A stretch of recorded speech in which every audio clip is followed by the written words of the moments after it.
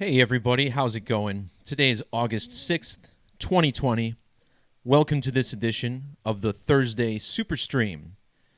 Thanks to everybody who's jumped in the chat. Thank you for blessing me with your presence on this Thursday evening.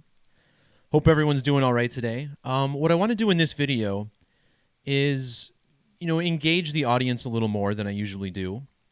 What I'd like to do is answer whatever questions you guys might have that are related to numerology, gematria, hell, the reality at large. But I also want to talk a little bit about the whole face mask agenda, which we've been seeing play out at a greater pace over the past month or two. And I am going to share a story or two from my experiences with this part of the agenda, but I'm doing this also out of my own curiosity. I kind of want to get a gauge from the people in the chat what they're experiencing in their communities. Are the people that you're around, that you visit in life, are they freaking out about the masks? Have you seen a general, apathy towards the masks? I'm just kind of curious to see where we're at overall and, what people are thinking because, in a place like this, I live in Milwaukee, or at least Milwaukee County. So before I get into my quick story, it's important to understand that the city of Milwaukee has a face mask mandate for basically all businesses. I think technically you're supposed to wear a face mask if you're outside. It's not being enforced. And then you have other counties in the surrounding area have also issued similar mandates, but I don't actually live in the city of Milwaukee. I live in the county of Milwaukee where the mandate doesn't exist. And the first experience I had going into a business that required face masks was the grocery store last week. And when you walk in now, there's a little sign that says face masks required. So I ignored it, and I went in and did my shopping anyway. And of course, nobody said anything to me. The only person who mentioned anything about the mask was the woman who was in front of me in line. And she asked how I got away with not wearing one. And I said, nobody said anything. I don't want to wear a mask. So she took hers off right away and finished her checking out process. And I thought that was kind of interesting. The people at the store were really nice. They wished me well on the way out. So that was a decent experience considering I was breaking the rules. Now, another thing that's unique for me is that I almost have this built-in protection. Now, a lot of people have been carrying around these medical cards referring to the HIPAA laws that say that they're not allowed to ask about their medical condition, but they do have one that says they don't have to wear a mask. And yeah, it was Pick and Save, actually, over on National Avenue. So, where was I going with this? Oh, yeah, so I've actually had chronic asthma, and it was really bad when I was a kid.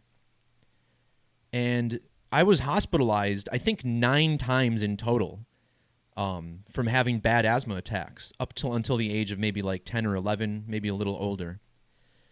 Now, fortunately, I don't suffer from asthma attacks anywhere near the rate as I used to, but I still have a chronic cough.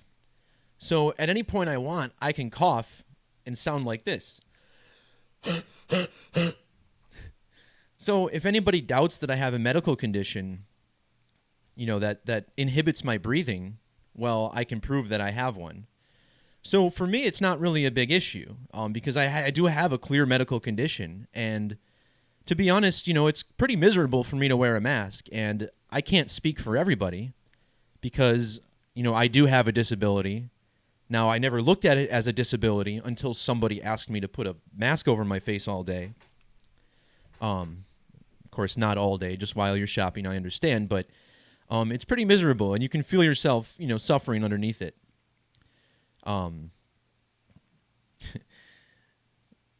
Interesting recommendation for the asthma. Maybe, yeah, okay. So, my other experience was the other day. I went to go, I ordered a sub online, went to the nearby sub shop to pick it up. And when I was walking in, I saw someone coming out the door, so I held the door open for him, and I came in. And when I got in, the woman behind the counter says, "Excuse me, sir, you need to have a mask on to be in here." And I said, "Well, I wasn't aware of that." It turns out there was a sign on the door that I didn't see because I was holding it open for someone, whatever. So I was like, "No, it's okay. I'm just here to pick up my food." And mind you, this is a sub shop that allows in-store dining. So there's literally people without masks eating in the sub shop. And I'm in there at the counter, and then this other guy comes over and he says, "Sir, you have to have a mask." And I said, "I already paid for my food. Just give me my food and I'll get out." So they handed me my food and everything was cool. But, it was different than it was at the grocery store, because at the grocery store I was kind of expecting someone to say something to me, and I was ready to be calm and collected about it and explain to them why I'm not wearing one. But in this case, it kind of took me off guard because I didn't know there was a law. And plus it's not a law, it's a policy. Remember, this is Milwaukee County, which is not mandating the face masks. So I ended up going to their website and complaining and saying, "Hey, your guys tried to kick me out of the store because I didn't have a face mask. I'm a sufferer of asthma. It's it's highly inconvenient for me to wear one." And so the guy ended up giving me a call, and it was actually a very nice conversation. And I didn't really have to say much to get him to realize how ridiculous the policy was. Because I said, "Explain this to me. There's people in there eating without masks, but I can't walk in there without one." And he says, "Yeah, trust me, I know. It's ridiculous." And he went on to talk about how a lot of this is, too big brother for him. And I was like, okay, so, this guy is at least aware that our buttons are being pressed. And he didn't seem very happy with everything. And how do you guys know where I'm shopping? It was Cousins, yeah. It's really the most famous sub shop in the area. So shout out to Southeast Wisconsin Wildlife for that. So, and I'll get to the asthma remedies soon. And again, I don't really have a problem with my asthma. I exercise, I work out, and I don't get asthma attacks. I used to get random asthma attacks when I was a kid, but it doesn't really happen anymore. The only time you can really tell is when I cough and you hear that sound. And I guess also when I wear the face mask, it's a little inconvenient. Now, and I'm not... remember, guys, I'm not your classical conspiracy theorist. At least I don't consider myself one. The whole reason I'm into Gematria in the first place is because I tried to prove that it was ridiculous. But the more I looked at it, the more relevant I realized it was. Now, I'm not one of these people who absolutely 100% refuses to wear a face mask at all costs. For instance, if I had to visit a nursing home or something, I might wear one out of consideration for the people there who are probably very worried, things like that. But what I want to do is share my screen here and just talk about the verbiage that the CDC is using and how, it's not consistent with the fact that they're trying to make this a policy. And, some states started out by threatening to make it a misdemeanor to not wear a mask. I think that was in Indiana. And, of course, they quickly dropped that when they realized how ridiculous it was. Now, if the science was solid and we knew for certain that masks helped the spread of COVID-19, it seems like a logical fallacy that they would not have told this to us immediately, because they took pretty drastic measures, locking the country down, closing all non-essential businesses. If they were going to go to those lengths, why would they not also then make us wear masks? And my theory on this is that it was too ridiculous at the time.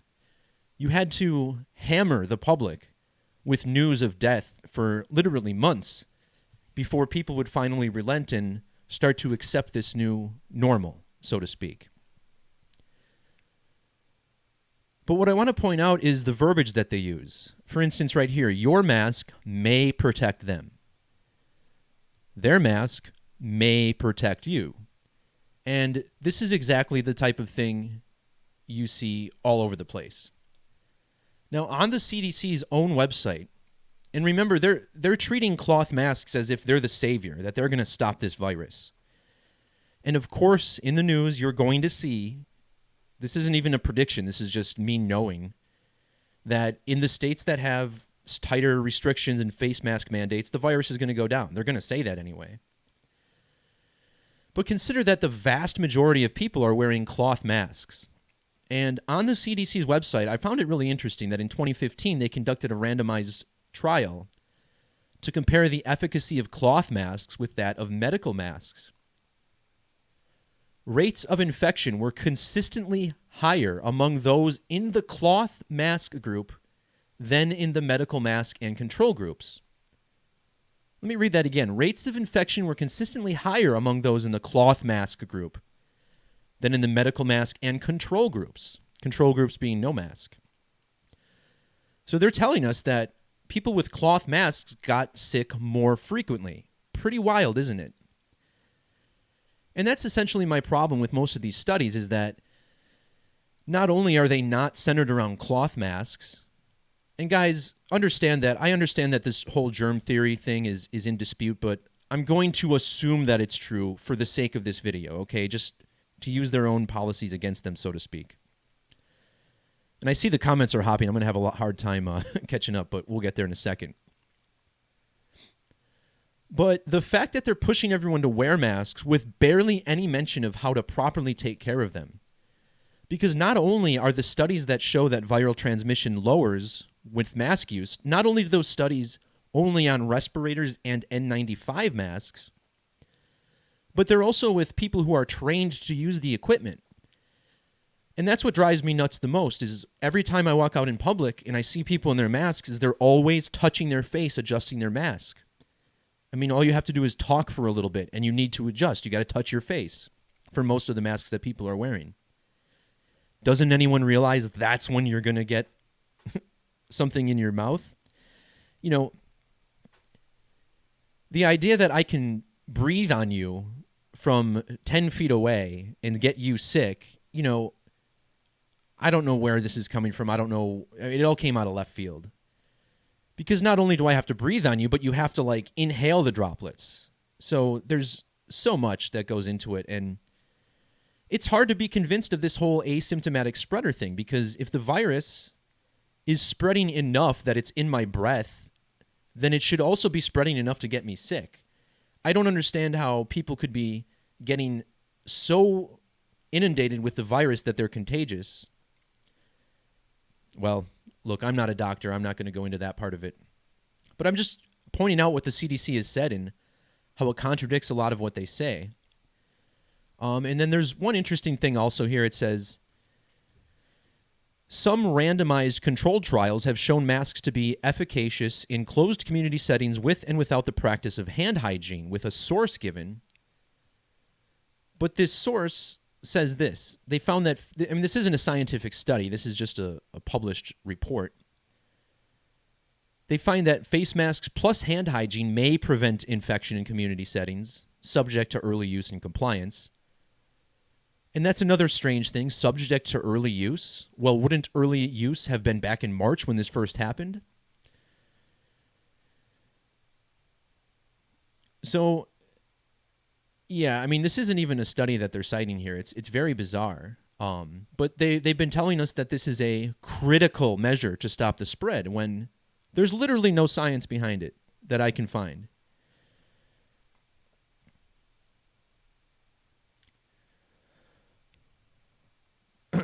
All right. So I'm going to check back on the comments here. Someone says in Michigan they are enforcing the face masks. So does that mean that they're issuing tickets to people, like if you're outside without a mask? That would really concern me. And that's the type of thing that I am obviously the most against, is that if they want to incite criminal penalties for not wearing a mask, then there better be some overwhelmingly amazing evidence and not this, you know, may prevent or might prevent or can possibly prevent. I won't be fasting on my urine to get rid of my asthma, guys. That's probably not going to happen. Maybe it works, right? I don't know. It just doesn't bother me enough to go that far, but we'll see.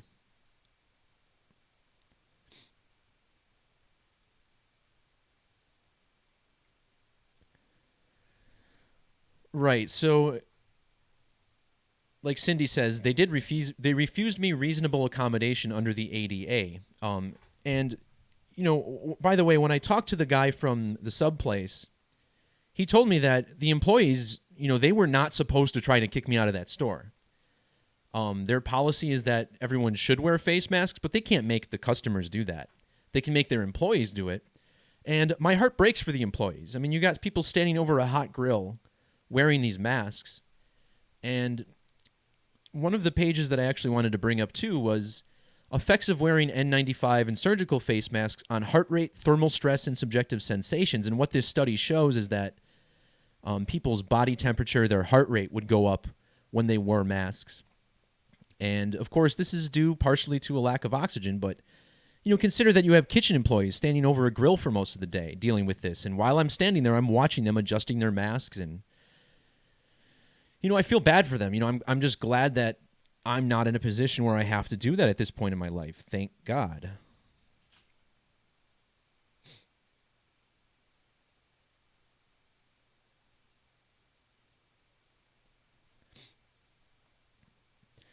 And another thing, obviously, about this is the whole idea that the government actually cares about us. There's a lot of epidemics in this country causing death.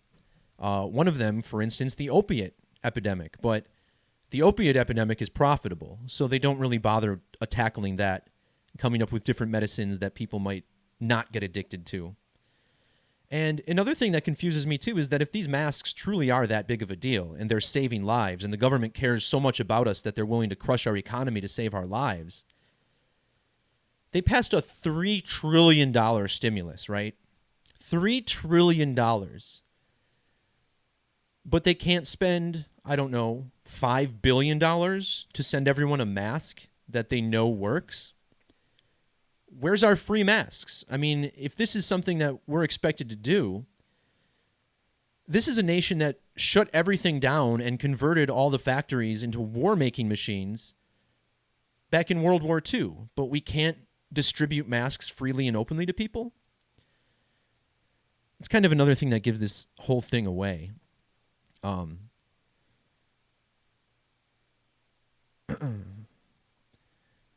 But yeah, that's another thing too, is that these governors, they're making these laws, so to speak, that face masks are mandatory, but they can't make laws. They can't just issue orders like that. That's not how this works. So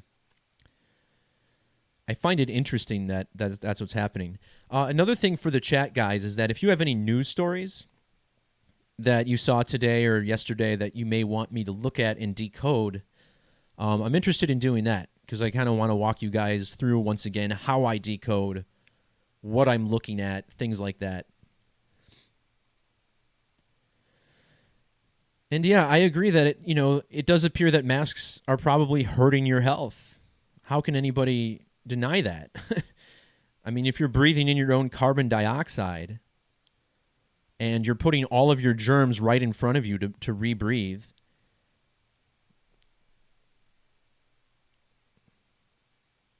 all right.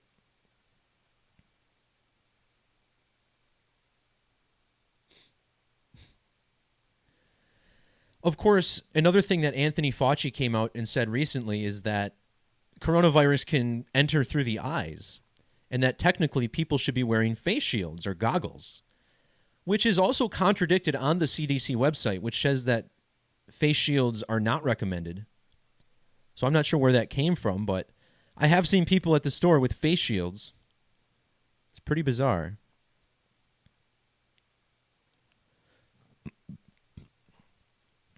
Hunter S. Thompson would be a pretty interesting decode. Maybe we'll look at that. Let me add that to my notes. Speaking of my notes, there were a couple things I missed when I was talking about this mask stuff.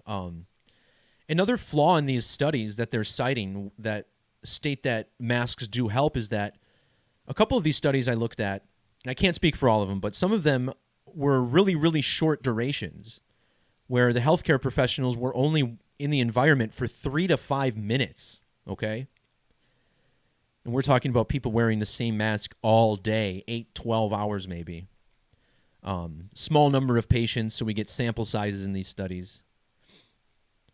And another thing, too, is that the studies are carried out in environments where not only are the participants shown to be infected through some sort of test, but it's bad enough that they're seeking care. So these people are going to be the most contagious of anyone. There's really no solid scientific data on asymptomatic spreading.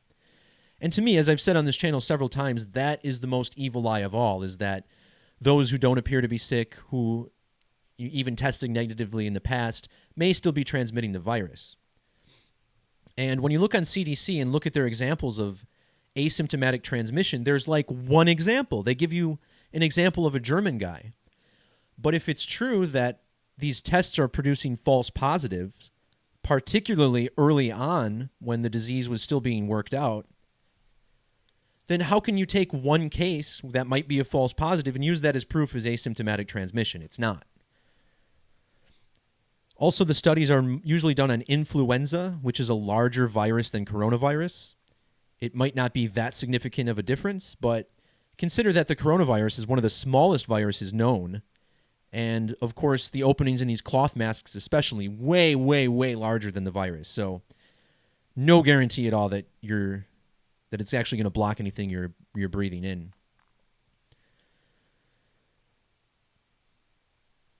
And as far as where masks could help,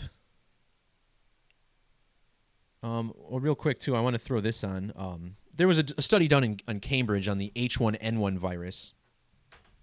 And they found that it was basically inconclusive. They said there's just not enough evidence. The sample size was too small. And they just can't do a widespread of enough study, it seems.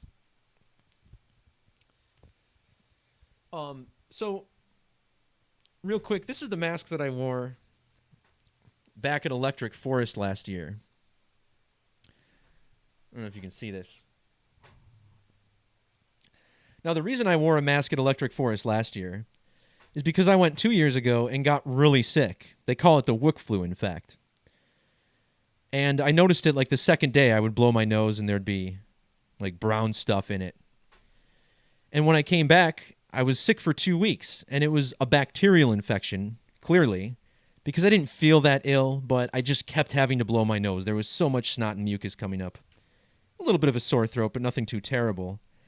But it was bad enough that I didn't want to get sick again the following year. So what I did is I wore this at the festival. And here's the thing, and it worked, all right? But here's the difference. And I got to take this thing down. It's already bothering my breathing. But the difference there is that the type of infection I pulled in was bacterial. And of course, these bacterium are much larger than the virus. But also, it was attached to dust. So I only wore this when I was in crowds, especially when we were walking through the woods or something where there was a lot of dust in the air. And those dust particles are large enough that the mask can stop that, and the bacteria that's on that dust doesn't get into my system. And that worked, okay? But when you're talking about a virus that's just possibly maybe floating around in the air, that to me is a bit of a stretch. But I think that's what a lot of people believe, is that, you know, if you walk into a store and you breathe in that air, and then you walk out, and then a couple minutes later someone else comes in, they think that you can catch that virus just because you're breathing the same air. And I don't understand where that comes from or how people have been sold at that.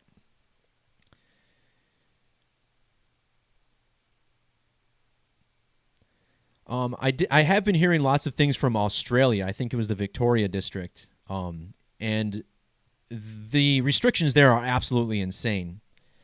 And one thing I commonly talk about with people is, what is Australia? And I have this theory that it's a bit of a testing ground for policies that they want to enact in the rest of the world. And think about the letters in Australia. Now let's break this up, right? AUS, A-U-S, these are the same letters as USA. And then if you take these letters and put them at the front, you can rearrange them into a trial. Someone pointed this out a long time ago, and I always thought how interesting it was. That, is it possible that Australia and the policies implemented there, you know, they're a bit of a trial USA, things they want to implement here. Just an observation, maybe there's nothing to it. Worth mentioning nonetheless.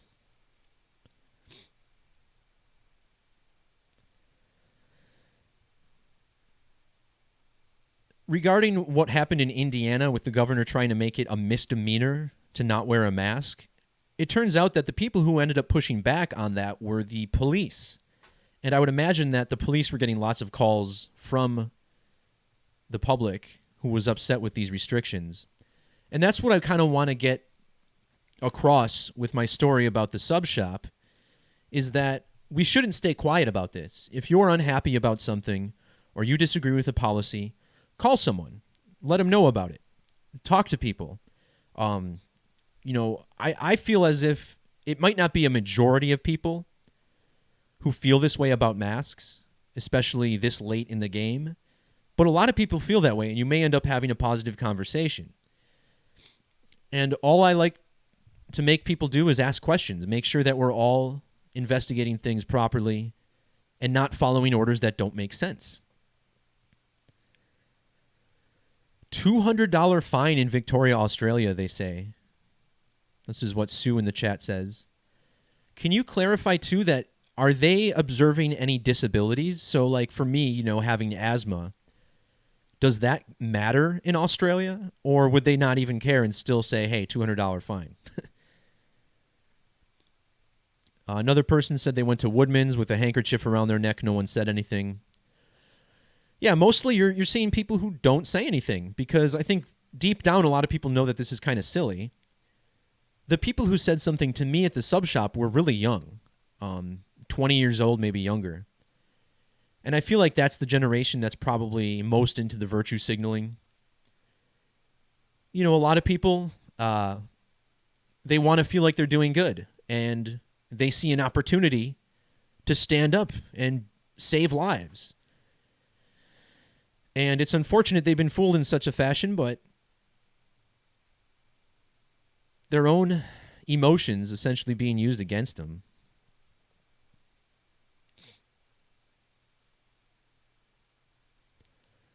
And I apologize if I'm missing some of the chat. Every time I scroll down, it looks like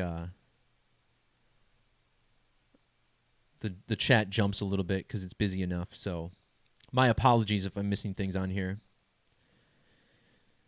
I do want to get into some live decoding soon, so we'll do that in a little bit. Whether or not I got any suggestions, who cares? We'll look at the news. Username taken. You have not been muted. I see your messages.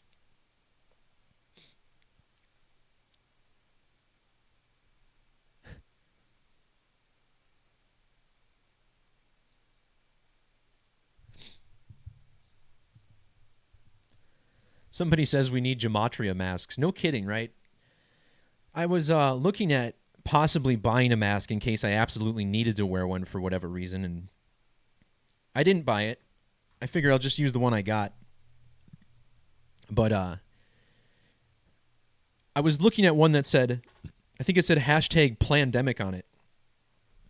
And that's one I would wear. Or someone that said, one that said, this is bullshit. I would rather put the plandemic, maybe a little event 201, research event 201. Put that on there.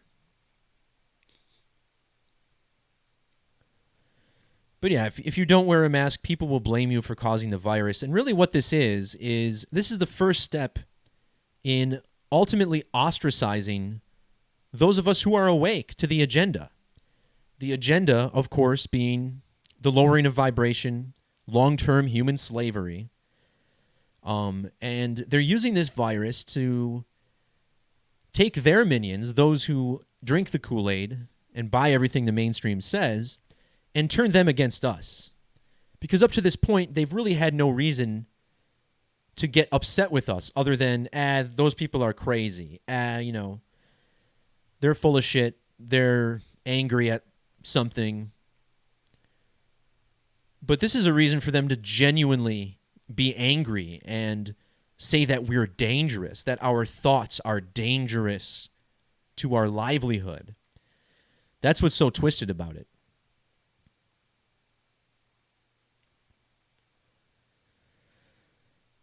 Someone mentioned they're a sub-teacher and dreading going back to school. Well, I think you should feel fortunate, for one, that you are going back to school, but why are you dreading it? Are you worried about getting the virus? Is it that you don't want to deal with the mask policy? I'm just curious about that. As far as why Melbourne is in stage 4, it's because in Australia, you guys have no real way to defend yourself. And Australians are really nice people. They want to get along to get along.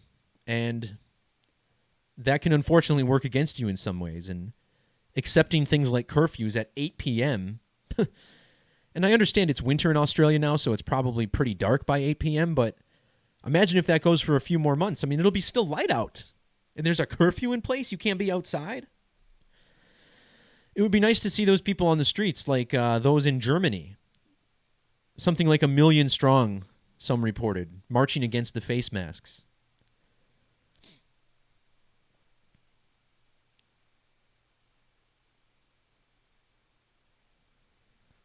Oh no, I lost some of the chat again. Ultimately, the face covering, a way to push surveillance. Yes, absolutely. And this has a lot to do with the COVID pass, social distancing, the tracking that they want to put on people's phones. Sometimes I wonder, too, with these tests, right? You take the test, you send it in, and you just get your results back. You don't really see anything. And remember, we're using RT-PCR testing, which is not supposed to be used for viral tests at all, but they're using it. Part of me wonders if they're using your cell phone data with that at all, or if they have any way of doing that to see, maybe if you were in the vicinity of somewhere where it was a hot spot and then they can just say you had the virus because you were there. It'll be interesting. How do we get it out of taking the vaccine with no negative repercussions? Well, I'm not sure how far they're going right now with the vaccine agenda. No doubt they're pushing it. No doubt it's going to be happening in countries around the world. And I would say that it's not going to be pushed in the U.S. yet real bad, but I didn't think that face masks would be mandated anywhere at any point a long time ago. I didn't think that we'd be locking the country down. So maybe they will push the vaccinations thing. And what they're going to do is, they're not going to force them, but they're going to take away your ability to operate in society comfortably if you don't have it. And they'll probably mix it in with the testing first. So if you have a vaccination, it'll be okay. Or if you have a negative test, it'll be okay. But that negative test, you're going to have to take another one in a month. And people are going to get tired of taking these tests every month, getting a frickin' phallic object stuck up their nose, that they're going to eventually relent and take the vaccine. That's how I see this playing out. So I don't know if there's a way to get around no negative repercussions. They're going to make it harder to shop, to get a job, to do those things, but they can't necessarily force it. I don't see them coming into your house and pinning you down. Yet, anyway. But this is why we have to wake people up now. Someone says, how about t-shirts that say, you look like an asshole wearing that mask? Well, I think that would be funny, but is that the type of thing that we want to introduce into this dynamic, right? Because as people who are awake to this agenda and see what's happening and where this is going, we have to look at it a little bit as our job to help wake people up, and treating those people like idiots, calling them names, is not going to help. Raising the consciousness of the general public, waking up as many people as we can, that should be the goal right now. Fixing things and setting up a new society, whatever. We should be working towards that, but we can't do that properly without the right level of awareness. So I'm against the whole division thing, because that's what this agenda is. It's to divide us. Again, they want people who drink the Kool-Aid to think that those of us who are awake are dangerous and that our thoughts should be censored. It's a way of getting the public to clam for censorship. And you're seeing it more and more. Well, if censorship is a life and death matter, then maybe it'll be accepted more and more. And perhaps that's ultimately the agenda here, is that COVID is being used as a tool to usher in mass censorship. Of course, we've already seen censorship. I've seen it. My channel was deleted for sharing mathematical equations.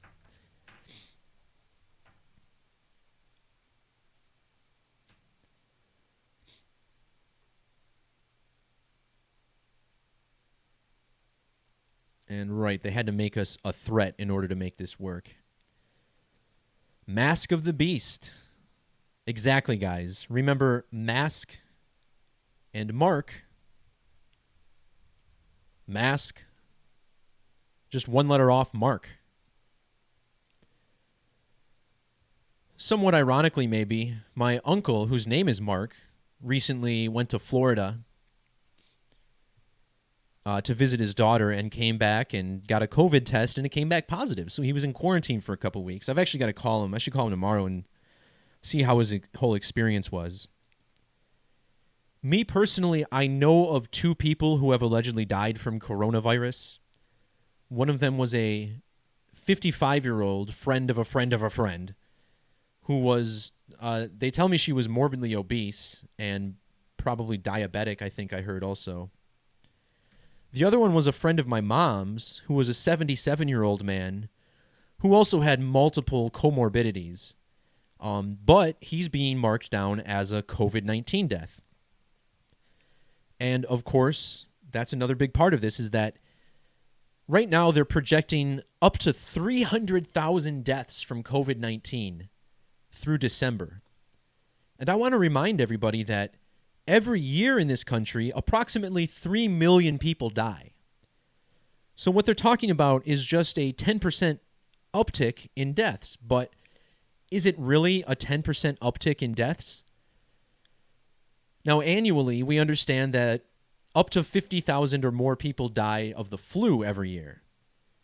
But if somebody dies of heart disease and also has the flu, it doesn't get marked as a flu disease or a flu death any other year.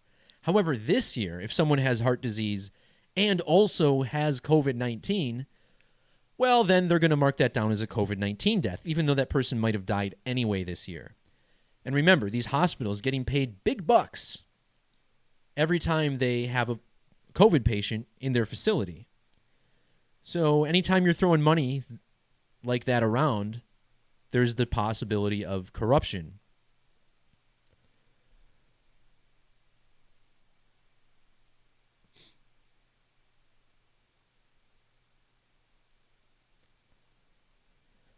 I agree that it's dumb. I agree that it's a muzzle.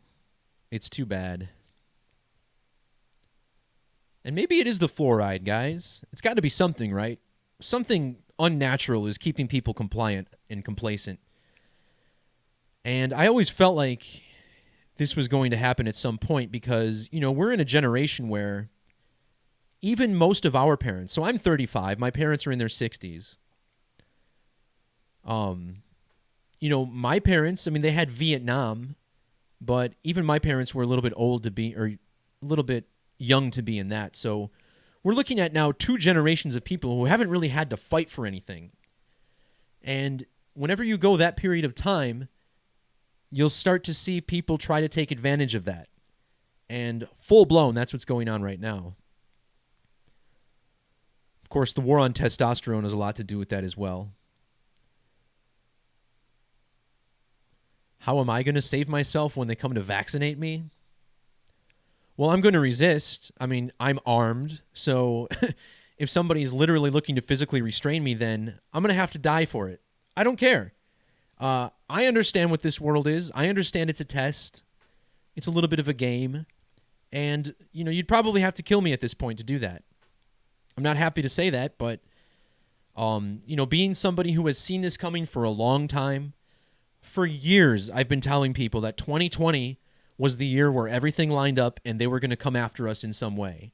It was going to be some great big catastrophe. This was the next step. I've been saying that. So I know what's going on. I'm at peace with my place in the world, with the enlightenment that I've helped bring to people. I don't really care about anything else. And, I'm not leaving a family behind if I do that. So, there's really nothing stopping me from using force to protect myself because I don't want their vaccination. I don't need their vaccination. Nobody's convinced me that it's necessary. Again, they're talking about 10% of the normal deaths anyway, And we haven't really seen solid data yet. Correct me if I'm wrong. Someone can drop a link in the comments or description or chat or whatever, but have the total number of deaths in America really gone up that much? And even if they have just a sliver, is that really a pandemic? Remember what the word pandemic means. All it means is that everyone is infected with demons.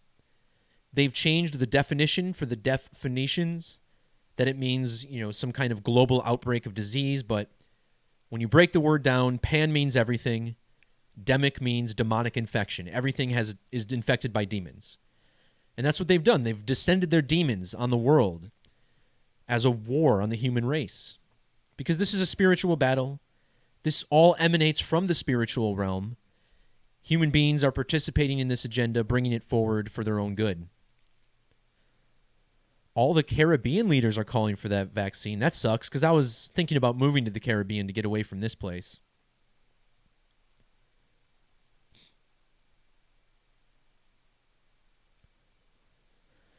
I tell you another thing, too, is that I work in healthcare, and for GE Healthcare and specifically, and I work in a parts supply chain, so my specific job is to help our field engineers get the parts that they need in order to help service the patients. So, I've done work in preventative maintenance, too, to making sure that our machines are up to date on all the required maintenance protocols and everything. Not to toot my own horn, just saying, trying to do good in the world. But a lot of people in the healthcare industry are asking questions, and they don't understand what's going on either. So I've tried to take this chance to, red pill some of our vendors a little bit. And for the most part, it doesn't really work, but you can't blame me for trying.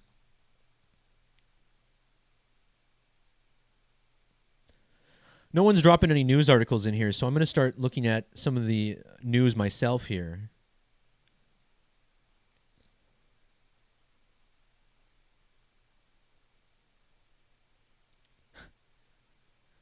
Adam says his dog died of COVID-19. I don't know what that's supposed to mean. I do have a channel about a dog dying of or a video about a dog dying of coronavirus on my channel. And we can see how ridiculous that is.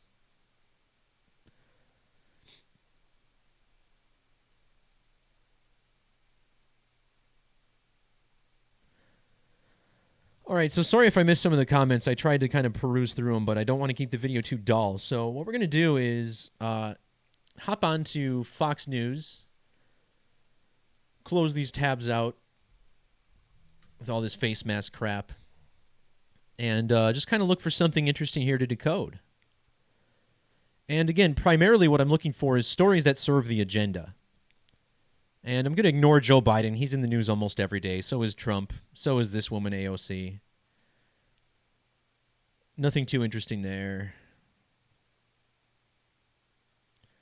Michelle Obama talking about depression. That might be interesting.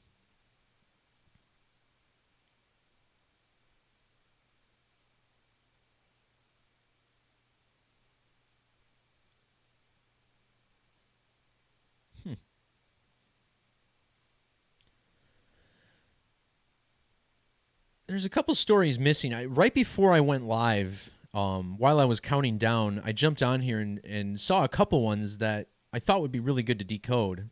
But now, of course, I'm not seeing them. All right, so let's look at this one from today.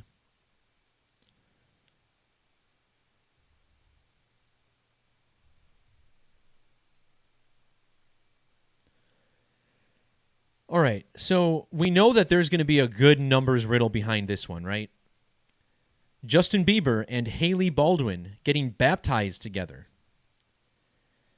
Now, of course, if you're familiar with my work, you know that I talk a lot about the Eclipse Crucifixion Code and how stories involving people with Jesus numbers are always by this code.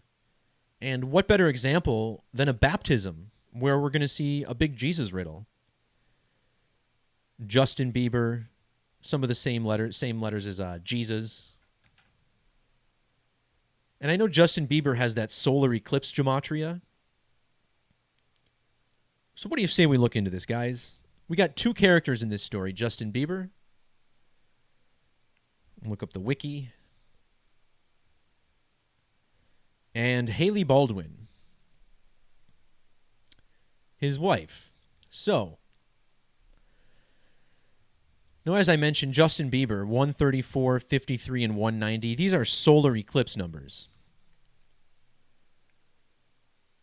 A solar eclipse starts with the moon and the sun forming a vesica Piscis, 134, 53, and 190.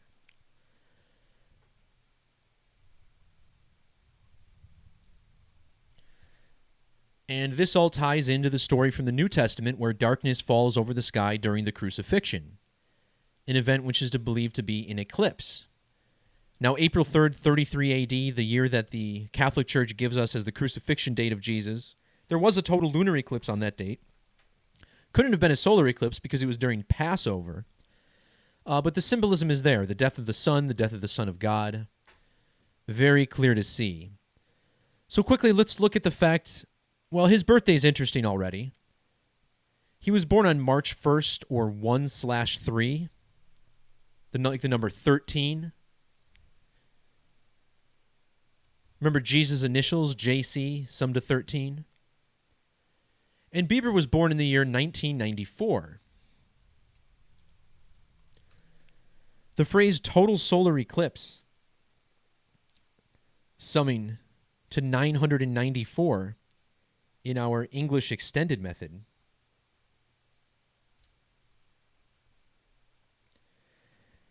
And what I want to do, did I... Oh, no. I hit the stop streaming button. That wasn't on purpose.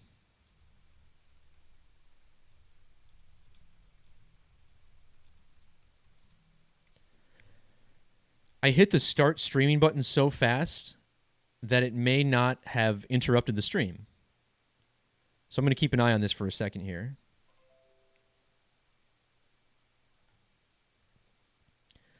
Hopefully someone in the chat can let me know that I'm still live. That would be pretty cool. Sorry about this, guys. I've never hit the stop streaming button in the middle of a stream before. Well, you guys say you can still hear me. It's working. All right, great. All right, apologies again, but let's get back into this. Remember, total solar eclipse, 994.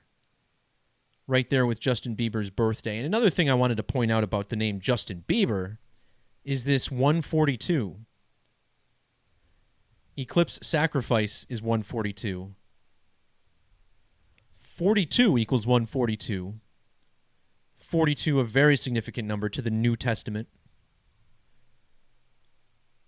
which begins with the 42 generations to Jesus. So we've established some numbers already that are irrelevant here. 42, 13. The solar eclipse numbers are big. So then let's look at how old he is.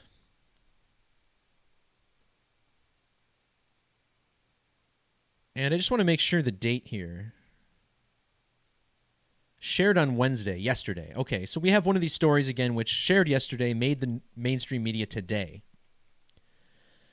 But he shared this post on Wednesday. And notice how this date had 53 numerology. Remember Justin Bieber? 53. And if I'm not mistaken, the word religion also equals 53. And here, this story about him getting baptized. I don't think baptized equals 53.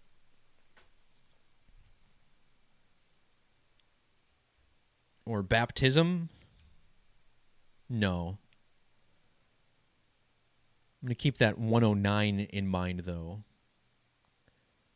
And the reason I'm keeping this in mind is because baptized is 133, which is 19 times 7, 133 days and 19 weeks. So far, we got the 53, though. That's big. Also, the 33. Remember, Jesus died on the cross at the age of 33 in the year 33. Just going with what we're taught. And this here on a date with 33 numerology, so that's very appropriate. What's the name Bieber, anyway? 32. And a 103. Look at that. Just like his birthday, the 1st of March. Also, his name equals 41, which is the 13th prime. A lot of 13 riddles here, guys.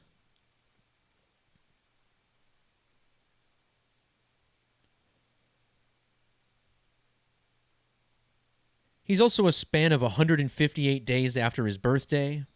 That's also today without the end date. Crucifixion code, summing to 158. Wow, and look at this, 85 and 86 for crucifixion code.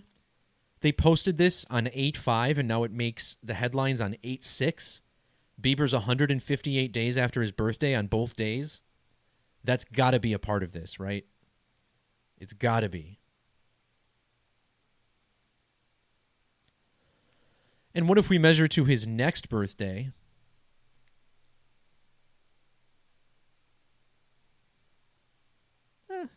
Nothing really stands out there.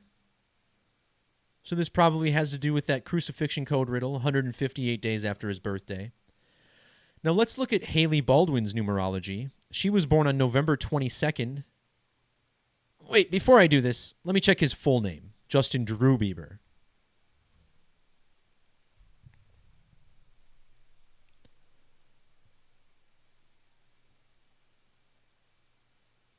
All right. Nothing huge. The 104 sticks out. Oh, with the S exception, this will be 85. So he posts this baptism on 8/5. Justin Drew Bieber equals 85. Also notice the 104.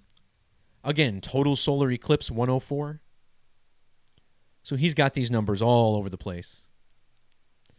All right. Next we'll look at Hailey. Born 11/22, 1996.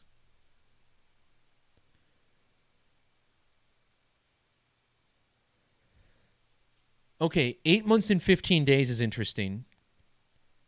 And I point that out because the date written 8/15 is the 227th day of the year.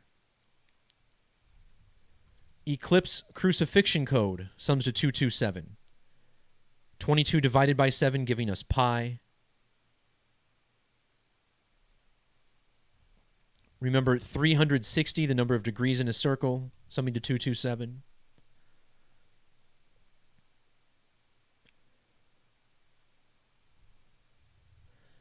Hailey Baldwin also has that November 22nd birthday. She was born exactly 33 years after the Kennedy assassination. How strange is that? 33 years, Jesus with the 33 numbers. And of course, 11 plus 22 is 33. Her birth numerology is also interesting, 148. 148. Well, anything that sums to 148 in the alphabetic order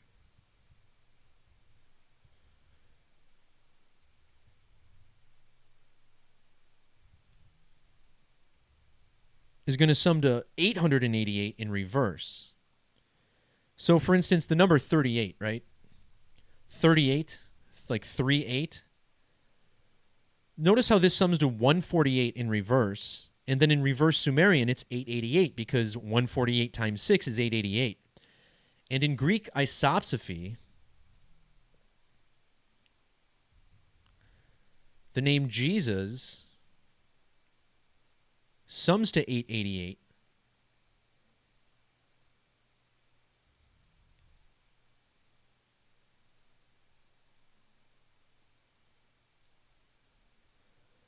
So the fact that Hailey Baldwin has 148 birth numerology exactly 33 years after JFK died on a date with 33 numerology, that's all pretty big. Ooh, a 327. All right, I'm going to try to remember that too. Anyway. Okay, so let's check out her name, Hailey Road Bieber. I don't think I've ever looked at this woman's gematria before. Wow, look at that. 151. Jesus Christ, 151.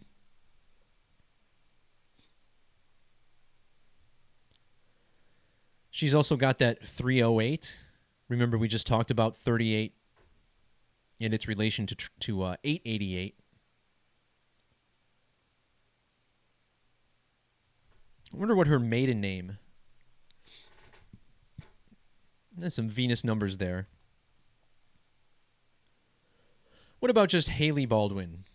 And granted, I don't even think this is her name anymore. She's got the 226. Wow, Crucifixion of Jesus, 226, ordinal. Look at how Crucifixion of Jesus is 1750.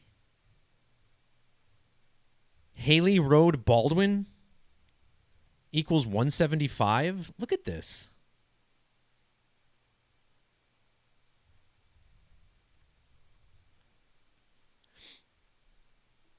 All right, I don't want to get out of control here with all these different variations of her name. What about, now these two are married, I believe, right? The married couple. So when did they get married?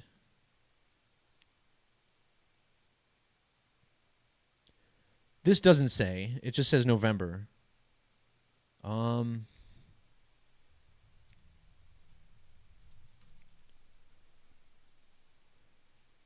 Okay, Google tells us that she got married on September 13th. That's pretty interesting. So remember, September 13th is a big date. This is the date that Tupac got killed, and that was a massive crucifixion ritual. September 13th of 2018. So they got married in 2018, and now their baptism occurs on the 218th day of the year. And look at that. It's the date that leaves 148 days in the year, lining up with Haley Baldwin's birth numerology, that number that's connected to 888. So there's a lot here already.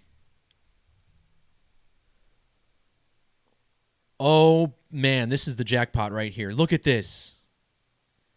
So it's been 1 year and 327 days since they were married. As we just saw, Haley Baldwin was born on the 327th day of the year.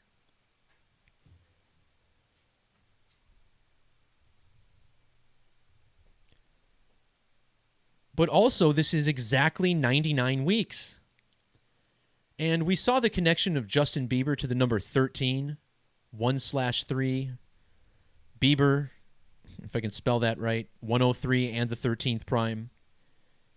Well, the number 13 equals 99. It's the only number that sums to 99 in the alphabetic order, and this is exactly 99 weeks after they were married.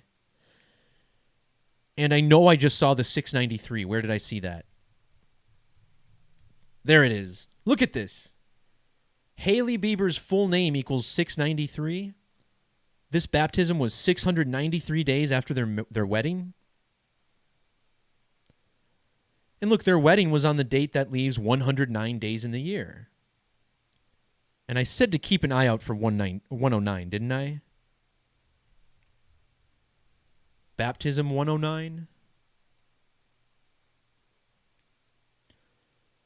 So you're seeing here, guys, this is definitely no mistake.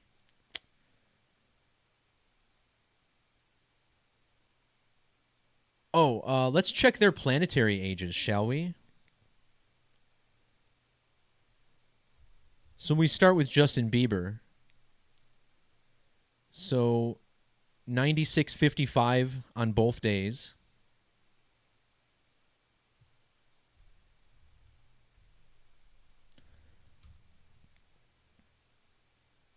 All right.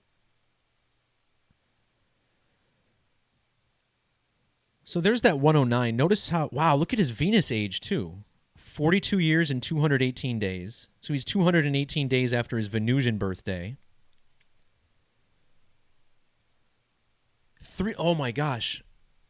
So if you include the end date, today, Bieber is exactly 327 moons old. This is lunar phases from new moon to new moon. Bieber, 327 lunar phases old. So we just talked about that. His wife born on the 327th day of the year. This was 327 days after their anniversary, and he's 327 lunar phases old.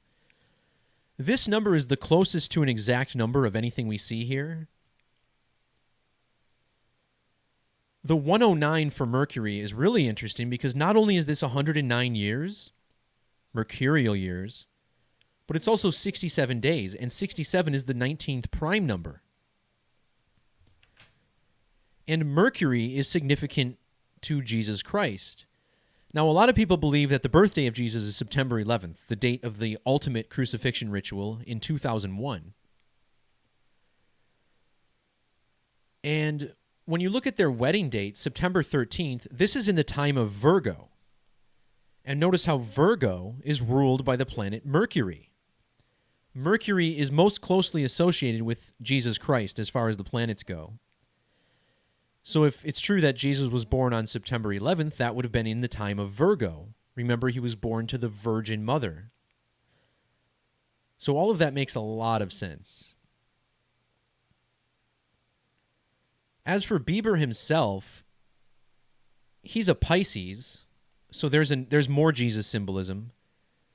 The fish bearer, Jesus, the fish. And Pisces has the detriment and fall of Mercury. Also, notice how Pisces begins at 330 degrees of the ecliptic, tying back into the 33 ritual. And if it's 327 days to their wedding, then that means it's 330 days after 9/11. See that?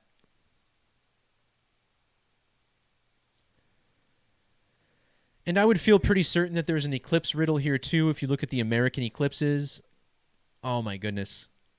Today is 1,081 days after the Great American Eclipse. Yesterday was a span of 1,081 days. Jesus the Messiah equals 181. This is the 42nd prime number. Dang. So this means there's going to be something if we look at the next. Yep, look at this.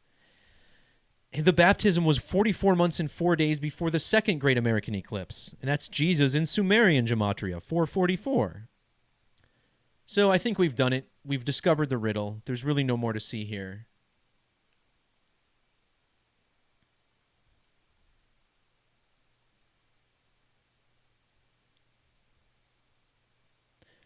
All right, let's do this Michelle Obama article.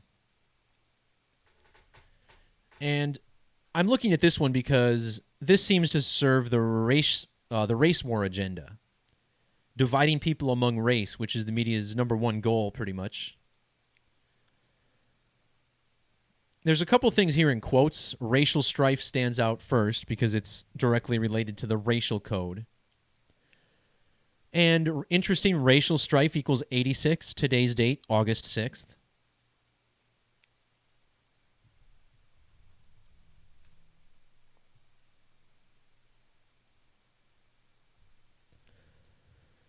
And let's plug in Michelle Obama's birthday and see how old she is today. And look at this. She's 203 days after her birthday with the end date. Racial strife sums to 203.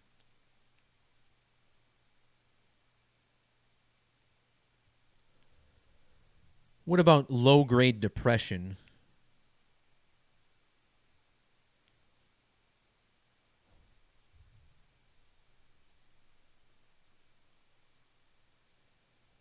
I'm not sure about that one.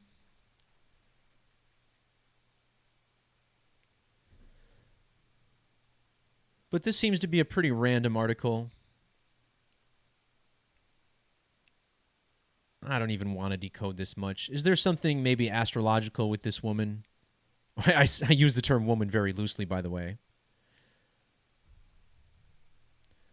20,656 days.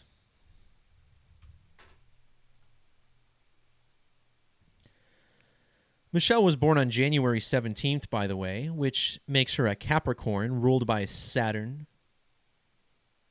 exalted by Mars.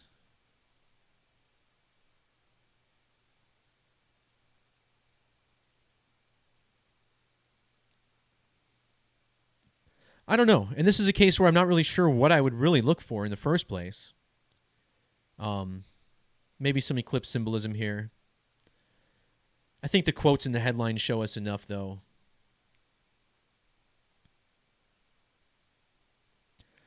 I know I saw Brett Favre in the news, too. And this isn't on the front page anymore, either. Before we look at Brett Favre, what about this story? Oops.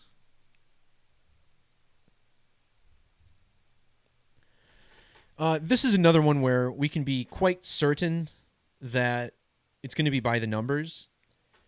Ohio Governor Mike DeWine tested positive for coronavirus. This is a guy who was in the news a lot early on during the pandemic, where he tried to mandate face masks in the entire state and he received too much pushback. So he removed that mandate. And it's interesting because now that mandate has been re-implemented. I don't know if it's in Ohio, but a lot of states have. And he was set to greet President Trump at the Cleveland airport, but now he's not going to because he has the virus. So this is definitely going to be by the numbers. So let's dig in here.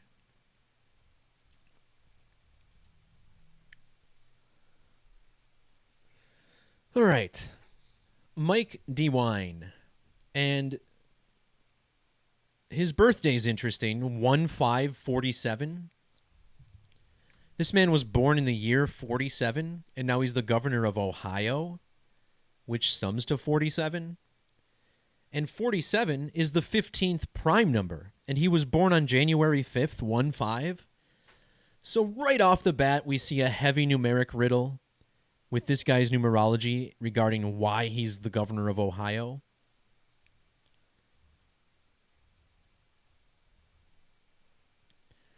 The name Mike DeWine, you got to be kidding me. Mike DeWine sums to 1017 in Jewish Gematria. He's the governor of Ohio, which equals 117.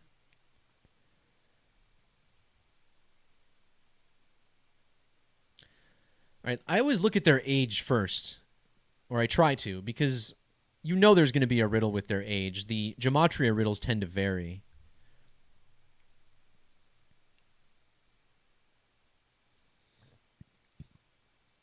Okay, well, maybe there's something to this.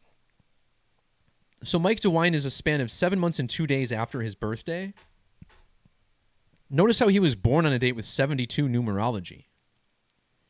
And in the alphabetic order, when you take COVID and then add the number 19, it sums to 72. So based on this, I would expect there to be like a 72 riddle, maybe, in his Gematria. Maybe it won't sum to 72. It might be 359 or something.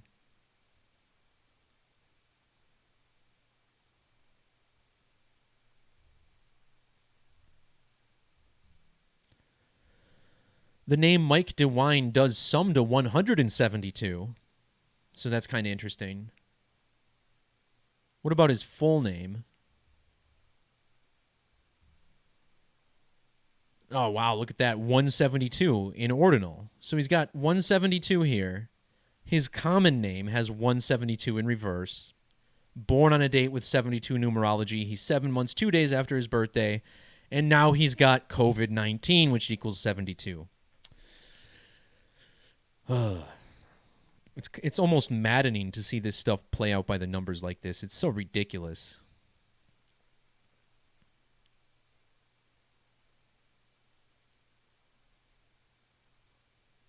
What's Columbus? Columbus equals 47.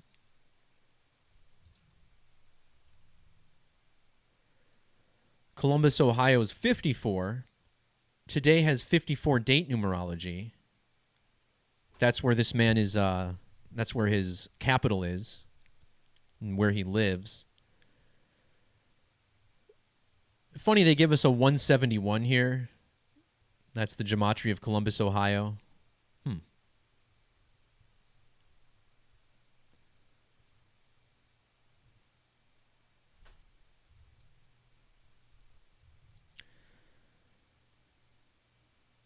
Oh, wow. Mike DeWine, look at this. He's also 153 days before his birthday with the end date. Columbus, Ohio, 153.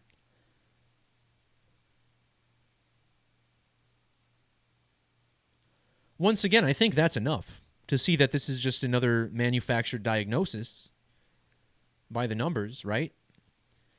There might be a riddle with Trump because he was scheduled to visit Donald or to greet Donald Trump. And maybe this is it right here. It's been exactly 185 weeks since Donald Trump took office. His full name, Donald John Trump, equals 185. And today is the 6th of August, 6/8. Donald John Trump, 68.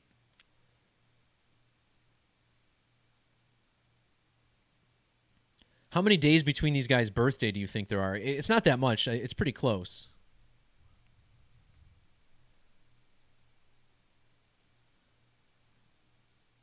205 days. Isn't that Ohio? 25? No, it's 16. Ohio's 25 with the H exception. Nah, that's not that big of a deal.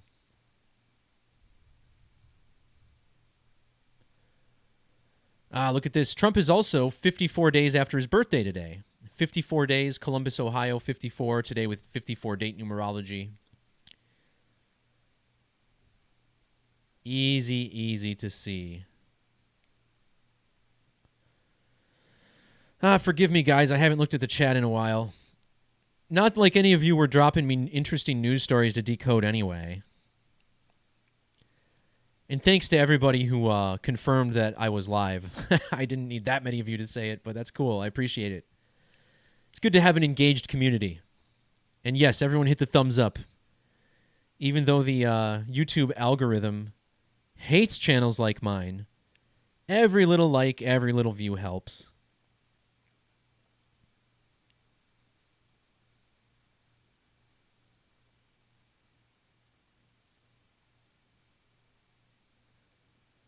Oh, Bobby caught the 327 lunar months. Good job, Bobby.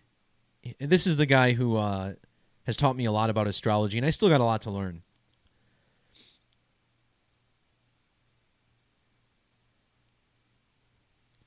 Someone says the agents are watching. Guys, I'm used to that, okay? If they want to watch my boring ass, whatever.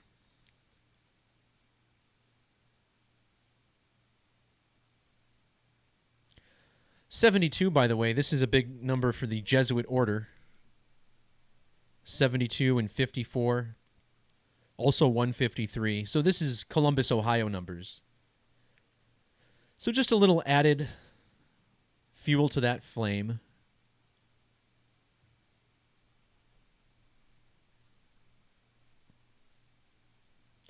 So guys, dare we venture into CNN territory and see what CNN is telling us? Nothing has lower vibrations than CNN.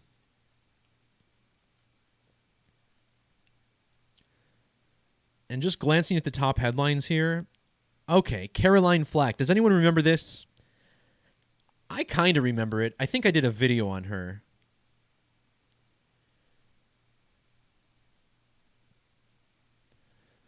Okay, so here we have a host of Love Island who died in February, and now she's back in the news today. Well, why would they put this woman back in the news today, several months later? There's definitely a numeric riddle here. So before I get into this, let me pull up my post.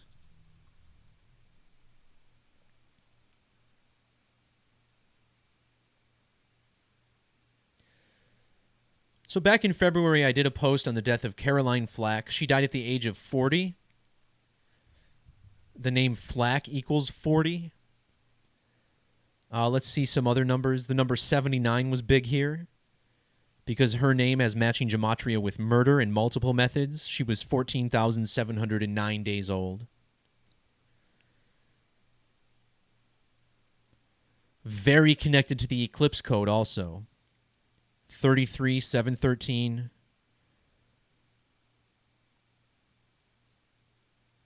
57. So there's moon numbers, eclipse numbers all over this. So this was definitely an eclipse sacrifice. So that means that this code is going to permeate through this story as well.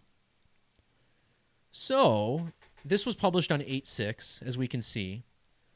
So if we measure from her death on February 15th, or on the date, that was the date she was found dead. Is that when she actually died?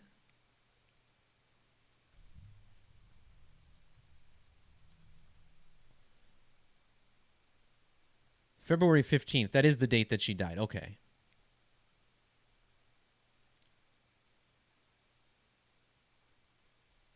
So February 15th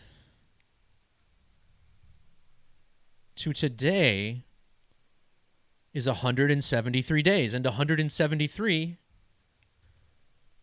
is the 40th prime number. See this? Flack equals 40. She died at 40.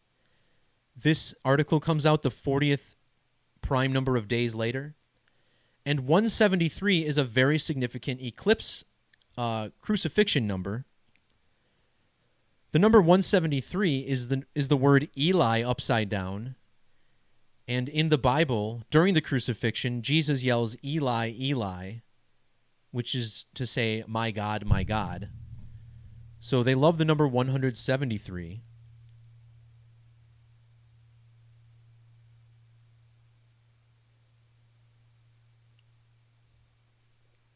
Today is also 86.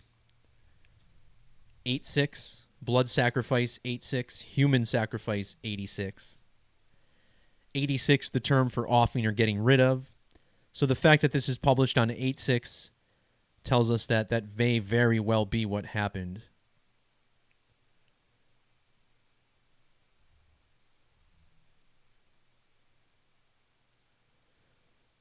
The 191, this is total solar eclipse in Jewish Gematria, also Society of Jesus 191.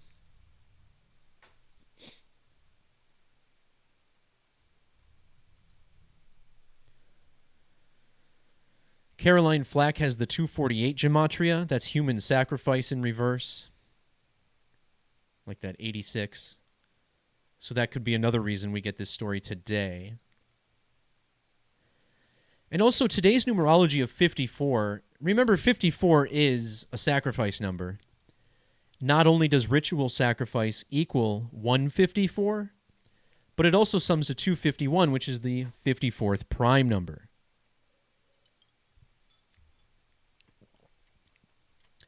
And finally, how old would she have been today?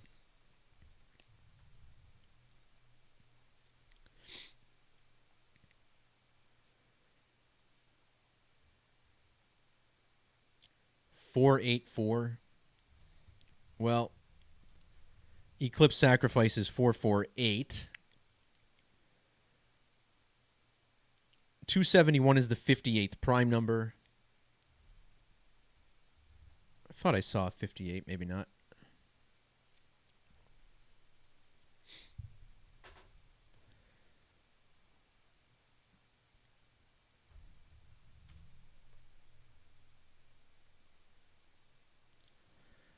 She was born November 9th, which makes her a Scorpio.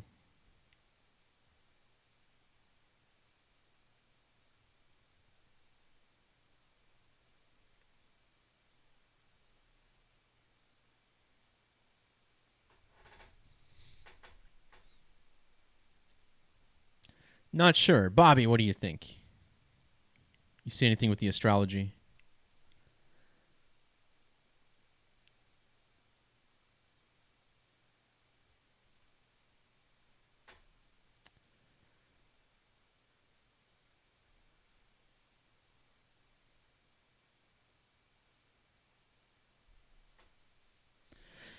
All right, guys, we've well over an hour here. I'm probably going to wrap this up. So yeah, thanks to everybody for chiming in and jumping in on the live chat. We'll have to do this a little more often. I definitely want to engage with the community a little more because, you know, we all need a little more communication with like minds during this time. It's hard to come by in our normal lives. You'd like to think that this is the kind of thing that would wake people up around us. It's not happening for everybody. I know some people who have certainly accepted more of the truth since this whole lockdown stuff, but it's been tough for all of us. And, you know, making sure we all have like-minded people to get together with and talk to and commiserate with, it is beneficial. So I'm glad to provide that for a lot of people. All right, guys, it's time for me to fly. Thanks again. Peace, love, God bless. Hope everyone's staying strong and positive out there as much as possible. Don't let them win, you know. Don't find yourself arguing with people who don't want to hear the truth. Um, what can I say other than that? It's a tough time, right, to be awake. So, all right, guys, take it easy out there. We'll see you next time. Adios.